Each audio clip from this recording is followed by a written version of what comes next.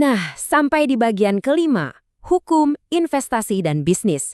Kita zoom out sedikit dan mari kita hubungin teori konstitusi tadi ke dunia nyata.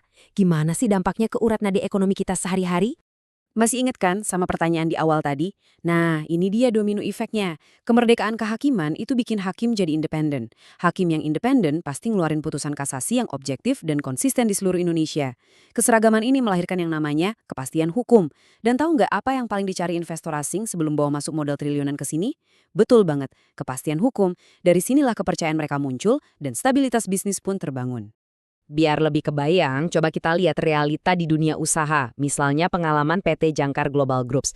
Mereka bilang gini, kepastian dan konsistensi hukum yang dijaga oleh Mahkamah Agung menjadi landasan penting bagi badan usaha untuk menjalankan aktivitasnya secara legal, profesional, dan berkelanjutan. Jujur aja, tanpa adanya putusan hukum yang bisa diprediksi, mana ada perusahaan multinasional yang berani ekspansi bisnisnya atau rekrut ribuan pegawai.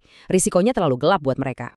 Jadi, kesimpulannya clear banget ya rekan-rekan, konsistensi putusan Mahkamah Agung itu bukan cuma urusan tegaknya keadilan di ruang sidang, tapi benar-benar sama dengan menciptakan iklim ekonomi yang stabil. Iklim yang aman dan bisa diprediksi ini jadi magnet buat modal asing, yang ujung-ujungnya ngebuka lapangan kerja buat kita semua. Hukum konstitusi yang kuat itu ternyata fondasi absolut dari kemakmuran sebuah negara. Luar biasa kan? Kita udah sama-sama lihat ya, Mahkamah Agung itu jauh lebih dari sekedar pengadilan tertinggi.